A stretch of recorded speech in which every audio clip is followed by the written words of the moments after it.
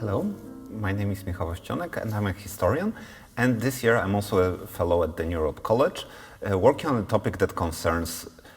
what reading meant in the 17th century Ottoman Empire.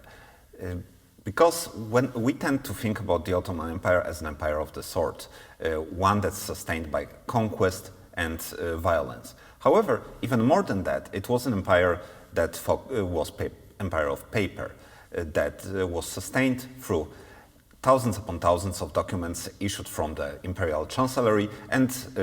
reaching the four corners of the empire, from modern-day Slovakia in the north to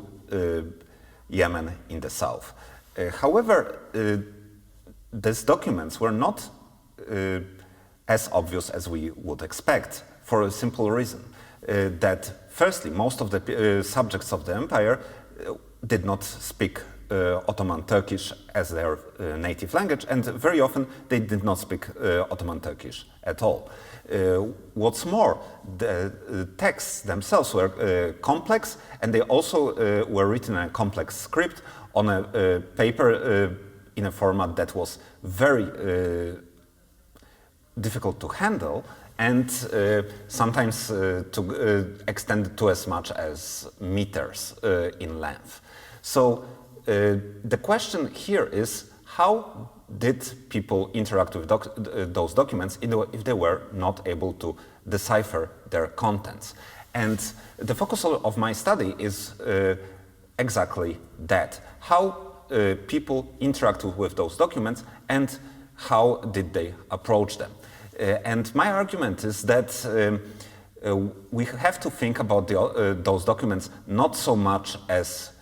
designed to be read by the recipients as documents are now, but rather as a prop and a part of the complex multimedia spectacle that brought together a number of people, including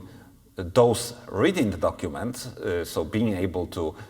decipher its contents, as well as people watching them as an audience and hearing the Sultan's word. And this format, this complexity of decoration, of script, of language, was not only meant to deliver the message. In fact, it's actually impeded it in some ways, but it was meant to provide visual confirmation that what was being read, what was being said, was the word of the Sultan himself, who through those documents and through this performative reading was able to reach subjects at the borders of the empire who were not necessarily literate and who were not necessarily able to understand the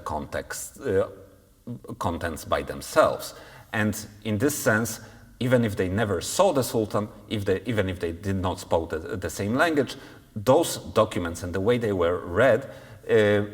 allowed them to participate in the political and administrative life of the empire, despite those obstacles. Thank you.